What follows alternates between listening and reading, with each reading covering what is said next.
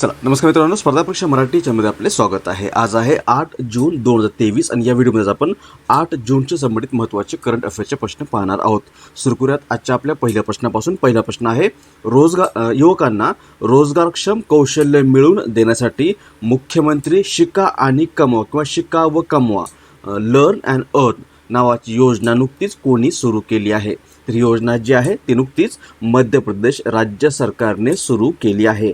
मध्य प्रदेश राज्य सरकारने मध्य प्रदेशमध्ये युवकांना रोजगारक्षम कौशल्य देण्यासाठी मुख्यमंत्री लर्न अँड अर्न नावाची योजना सुरू केली आहे आणि या योजनेअंतर्गत या महत्त्वपूर्ण अशा योजनेअंतर्गत राज्यामध्ये 1 लाख युवकांना कौशल्य ज्ञान देण्याबरोबरच 8 ते 10 हजार रुपयांचा भत्ता देखील दिला जाणार आहे। उत्तर असेल पर्याय क्रमांक 2 मध्य प्रदेश। पुढचा प्रश्न, जागतिक बँकेने किंवा वर्ल्ड बँकेने भारताचा 2023-24 या आर्थिक वर्षामध्ये विकास दर किती राहण्याचा अंदाज नुकताच व्यक्त केला आहे? वर्ल्ड बँकेची स्थापना झालेली आहे 1944 मध्ये। मुख्यालय आहे वॉशिंग्टन DC या ठिकाणी आणि सध्या भारतीय वंशाचे अजय बंगा हे नुकतेच 2 जून 2023 पासून जागतिक बँकेचे नवीन अध्यक्ष बनलेले आहेत आणि याच जागतिक बँकेने नुकताच ग्लोबल इकॉनॉमिक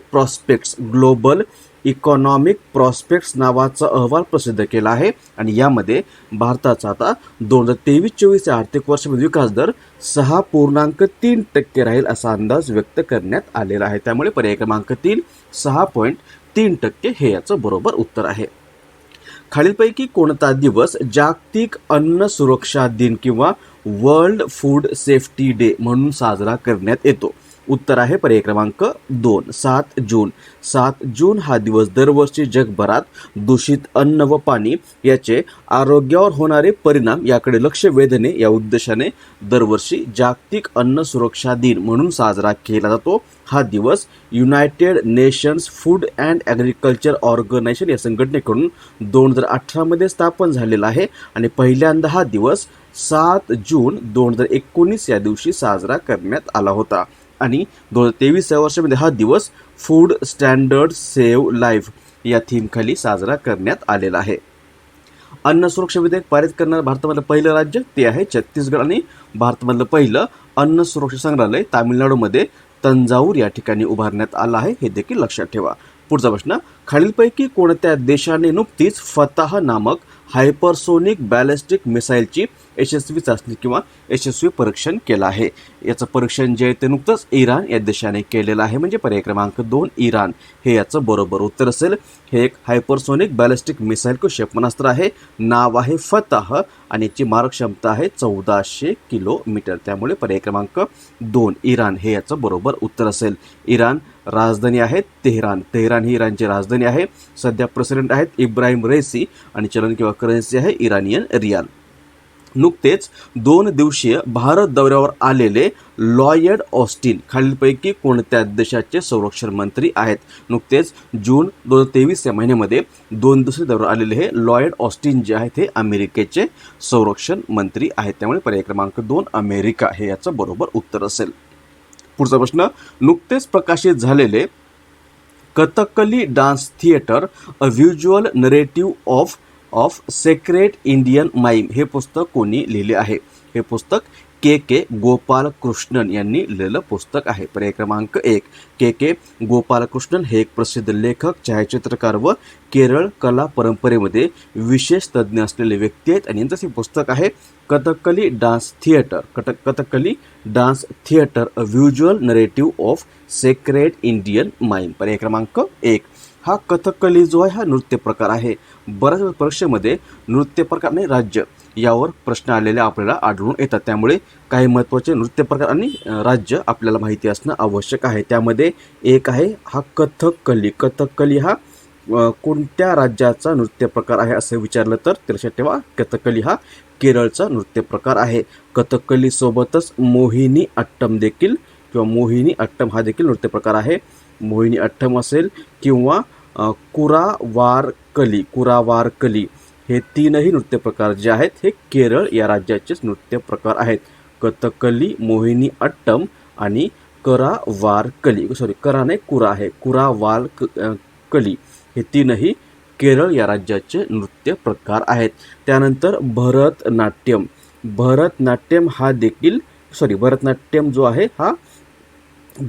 हा कुठला आहे तर कोणत्या राज्याचा नृत्य प्रकार आहे तर हा तामिळनाडू या राज्याचा नृत्य प्रकार आहे. हे दोनही प्रश्न म्हणजे कथकली असेल आणि भरतनाट्यम असेल, हे प्रश्न आतापर्यंत बऱ्याच वेळेस परीक्षेमध्ये विचारण्यात आलेले आहेत. भरतनाट्यम आहे तामिळनाडूचा. कुचिपुडी हा देखील प्रश्न परीक्षेमध्ये आलेला आहे. कुचिपुडी हा कोणत्या राज्याचा नृत्य प्रकार आहे? कुचिपुडी हा आंध्र प्रदेश या राज्याचा नृत्य प्रकार आहे. त्यानंतर भांगडा, गद्दा आणि डफ हे पंजाबचे आहेत. यक्षगान हा देखील महत्त्वाचा नृत्य प्रकार आहे. यक्षगान हा कर्नाटक या राज्याचा नृत्य प्रकार आहे, कर्नाटकचा. आणि कथ्थक कुठला आहे तर कथ्थक उत्तर प्रदेशचा आहे. कथ्थक सोबतच नौटंकी हा देखील नाट्य प्रकार आहे. आणि अजून एक आहे रासलीला. हे तीनही नृत्य प्रकार जे आहेत हे यूपी किंवा उत्तर प्रदेशचे आहेत. पुन्हा एकदा बघा, कथकली, मोहिनीअट्टम, कुरा, वारकली केरळचे आहेत. भरतनाट्यम तामिळनाडूचं आहे. कुचिपुडी आंध्र प्रदेशचा आहे. यक्षगान कर्नाटकचा आहे. कथ्थक, नौटंकी आणि रासलीला हे उत्तर प्रदेश राज्याचे प्रमुख नृत्य प्रकार आहेत. पुढचा प्रश्न, सिद्धार्थ चौधरी हा खेळाडू खालीलपैकी कोणत्या खेळाशी संबंधित आहे? हा खेळाडू भारताचा गोळाफेकपटू आहे किंवा गोळाफेक खेळाडू आहे. पर्याय क्रमांक 4 सिद्धार्थ चौधरी. आणि सध्या चर्चेमध्ये आहे कारण नुकतीच एशिया अंडर 20 ॲथलेटिक चॅम्पियनशिप ही स्पर्धा जी आहे, ही स्पर्धा 4 ते 7 जून 2023 या कालावधीमध्ये दक्षिण कोरियामध्ये संपन्न झाली आहे. आणि या एशिया अंडर 20 ॲथलेटिक चॅम्पियनशिप या स्पर्धेमध्ये भारताच्या सिद्धार्थ चौधरीने गोल्ड मेडल किंवा सुवर्णपदक जिंकलेलं आहे. त्यामुळे सध्या हा चर्चेमध्ये आहे. उत्तर असेल हा भारताचा गोळाफेक खेळाडू आहे. पर्याय क्रमांक 4. अब्दुल्ला अल मंडोस यांची नुकतीच खालीलपैकी कोणत्या संघटनेच्या अध्यक्षपदी निवड करण्यात आली आहे? तर हे UAEचे आहेत, युनायटेड अरब अमिरातचे आहेत अब्दुल्ला अल मंडोस. आणि हे नुकतेच जागतिक हवामान संघटनेचे नवीन अध्यक्ष म्हणून निवडले गेलेत किंवा यांची निवड झालेली आहे. कधीपर्यंत? हे 2023 ते 27 पर्यंत या संघटनेचे अध्यक्ष म्हणून नियुक्त झालेले आहेत. यापूर्वी होते गरहार्ड ॲड्रियन. आता या जागतिक हवामान संघटनेचे नवीन अध्यक्ष बनलेले आहेत अब्दुल्ला अल मंडोस. जागतिक हवामान संघटना किंवा वर्ल्ड मेट्रोलॉजिकल ऑर्गनायझेशन ही संयुक्त राष्ट्राची एक विशेष एजन्सी आहे जी वातावरणीय विज्ञान, हवामानशास्त्र, जलविज्ञान आणि भूभौतिकी यावरील आंतरराष्ट्रीय सहकार्याला चालना देण्याचं काम करते. हिची स्थापना झालेली आहे 23 मार्च 1950 या दिवशी. यामुळे 23 मार्च या दिवशी जागतिक हवामान दिन म्हणून साजरा केला जातो. या जागतिक हवामान संघटनेचं मुख्यालय आहे जिनिव्हा, स्वित्झर्लंड या ठिकाणी. आणि आता अध्यक्ष बनलेत अब्दुल्ला अल मंडोस. आपण कालच पाहिलं होतं की याच जागतिक हवामान संघटनेच्या महासचिव म्हणून केलेस्टे सौला यांची नियुक्ती झालेली आहे. उत्तर असेल पर्याय क्रमांक 4. भारतीय स्टेट बँकेने खालीलपैकी कोणत्या शहरात नुकताच प्रोजेक्ट कुबेर नावाचा प्रकल्प किंवा हा प्रोजेक्ट लॉन्च केला आहे? हा प्रकल्प किंवा हा प्रोजेक्ट कुबेर जो आहे तो SBI किंवा स्टेट बँक ऑफ इंडियाने नुकताच कर्नाटकमध्ये बेंगलुरू या शहरामध्ये सुरू केलेला आहे. का सुरू केला आहे तर हा SBIने ग्राहकांच्या बँकिंग गरजा पूर्ण करणे या उद्देशाने सुरू केलेला प्रोजेक्ट आहे. आणि याचा उद्देश बेंगलुरू सर्कलमधील ग्राहकांना विविध बँकिंग गरजा सुलभ करणे व त्यांची पूर्तता करणे हा आहे. पर्याय क्रमांक 3 बेंगलुरू. SBIने हा प्रकल्प सुरू केलेला. SBI म्हणजे स्टेट बँक ऑफ इंडिया. SBIची स्थापना झालेली आहे 1 जुलै 1955 1955 या वर्षामध्ये. मुख्यालय मुंबईमध्ये आहे. आणि सध्या दिनेश कुमार खारा हे SBIचे अध्यक्ष आहेत. पुढचा प्रश्न, ऑगस्ट 2023 15वे ब्रिक्स शिखर संमेलन किंवा ब्रिक्स परिषद खालीलपैकी कोणत्या ठिकाणी आयोजित करण्यात येणार आहे? उत्तर आहे पर्याय क्रमांक 3 दक्षिण आफ्रिका. ब्रिक्स स्पेलिंग आहे BRICS. ब्रिक्स हे ब्राझील, रशिया, इंडिया, चायना आणि साऊथ आफ्रिका या देशांच्या शिखर संघटनेचं संक्षिप्त नाव आहे. या संघटनेची स्थापना 2006 या वर्षामध्ये गटातील देशांची अर्थव्यवस्था वृद्धिंगत होण्यासाठी निधी उपलब्ध करणे, परस्परातील आर्थिक सहकार्य वाढवणे व आर्थिक सुरक्षितता मजबूत करणे या उद्देशाने झालेली आहे. आणि याच ब्रिक्स या संघटनेचं 15वं शिखर संमेलन किंवा 15वी परिषद जी आहे ती आता दक्षिण आफ्रिकेमध्ये ऑगस्ट 2023 या महिन्यामध्ये आयोजित करण्यात येणार आहे. पर्याय क्रमांक 3. नेक्स्ट, खालीलपैकी कोणाची नुकतीच मुंबई विद्यापीठाच्या कुलगुरूपदी नियुक्ती करण्यात आली आहे? उत्तर आहे पर्याय क्रमांक 1 रवींद्र दत्तात्रय कुलकर्णी. रवींद्र दत्तात्रय कुलकर्णी यांची नुकतीच आपल्या महाराष्ट्राचे राज्यपाल रमेश बैस यांनी मुंबई विद्यापीठाच्या कुलगुरूपदी नियुक्ती केलेली आहे.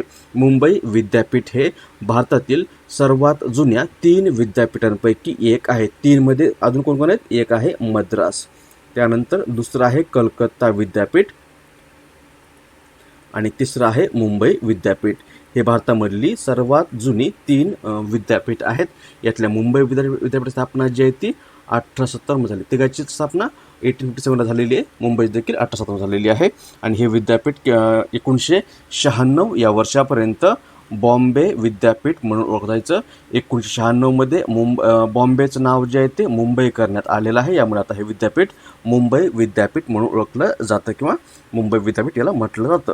आणि याच मुंबई विद्यापीठाच्या कुलगुरूपदी नुकतीच रवींद्र दत्तात्रय कुलकर्णी यांची नियुक्ती झालेली आहे. यांच्यापूर्वी होते सुहास पेडणेकर, हे यांच्यापूर्वी मुंबई विद्यापीठाचे कुलगुरू होते. आता बनलेत रवींद्र कुलकर्णी.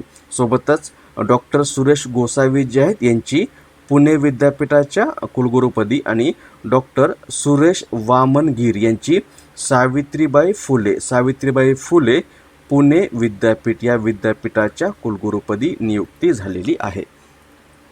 संयुक्त राष्ट्र सुरक्षा परिषदेतील स्थायी सदस्य देशांची संख्या किती आहे? संयुक्त राष्ट्र सुरक्षा परिषद ह्याला इंग्लिशमध्ये युनायटेड नेशन सिक्युरिटी काउन्सिल असं म्हटलं जातं. मराठीमध्ये संयुक्त राष्ट्र सुरक्षा परिषद हे संयुक्त राष्ट्राचं एक विशेष अंग आहे आणि या परिषदेवर जागतिक सुरक्षा व शांतता राखण्याची जबाबदारी आहे. या संघटनेमध्ये एकूण सदस्य किती असतात? यामध्ये एकूण सदस्य आहेत 15. आणि या 15चं बायफर्गेशन एक आहे स्थायी सदस्य म्हणून. या स्थायीमध्ये 5 सदस्य आहेत. या 5 देशांना नकाराधिकार असतो. 5 देश कोणते कोणते आहेत? तर यामध्ये पहिला आहे USA किंवा अमेरिका, दुसरा आहे फ्रान्स हा देश, तिसरा आहे इंग्लंड, चौथा आहे रशिया आणि 5वा आहे चायना. हे 5 देश या संघटनेमध्ये स्थायी सदस्य देश आहेत. आणि आपल्या इथं हाच प्रश्न विचारलेला आहे, स्थायी सदस्य देश तर असतील 5. पर्याय क्रमांक 2 5 हे याचं बरोबर उत्तर आहे. 5 झाले स्थायी, उरलेले 10 जे आहेत ते असतात अस्थायी सदस्य. उरलेले 10 अस्थायी देश आहेत किंवा अस्थायी सदस्य आहेत 10.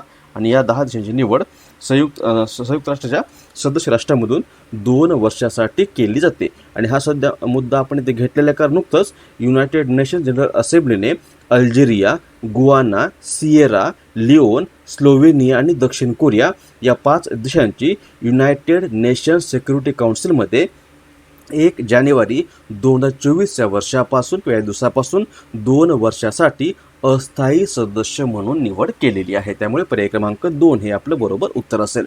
मग जर आपल्याला असं विचारलं की संयुक्त राष्ट्र सुरक्षा परिषदेमध्ये आपला भारत आतापर्यंत किती वेळा अस्थायी सदस्य राहिलेला आहे? तर आपला भारत आतापर्यंत 8 वेळा या संघटनेमध्ये किंवा या परिषदेमध्ये अस्थायी सदस्य म्हणून राहिलेला आहे. पहिल्यांदा 1951-52 मध्ये, त्यानंतर परत 1967-68 मध्ये देखील भारत यामध्ये अस्थायी मेंबर होता. त्यानंतर 1972-73 मध्ये, त्यानंतर 1977-78 मध्ये, त्यानंतर 1984-85 या वर्षामध्ये, परत पुन्हा 1991-92 मध्ये भारत यामध्ये अस्थायी मेंबर होता. 2011 व 12 या वर्षामध्ये आणि 2021-22 अशा 8 वेळेस भारत संयुक्त राष्ट्र सुरक्षा परिषदेमध्ये अस्थायी सदस्य राहिलेला आहे. त्यानंतर हा प्रश्न काल तुम्हाला विचारला होता की खालीलपैकी कोणाला नुकतेच 2023 या वर्षाच्या भारतरत्न डॉक्टर आंबेडकर राष्ट्रीय पुरस्काराने सन्मानित करण्यात आले आहे? याचं उत्तर जवळपास सर्वांनी बरोबर दिलेलं आहे. उत्तर आहे पर्याय क्रमांक 2 योगी आदित्यनाथ. पर्याय क्रमांक 2 हे याचं बरोबर उत्तर आहे. आजचा प्रश्न, UPSCचे नवीन अध्यक्ष म्हणून नुकतीच खालीलपैकी कोणी शपथ घेतली आहे? मनोज सैनिक, मनोज सोनी, अरुण सिंह आणि रुपेश बघेल. याचं बरोबर उत्तर तुम्हाला आज खाली कमेंट द्यायचं आहे. सोबत याची PDF फाईल तुम्हाला आपल्या टेलिग्राम चॅनल मिळेल. त्याची लिंक खाली डिस्क्रिप्शन बॉक्समध्ये दिलेली आहे.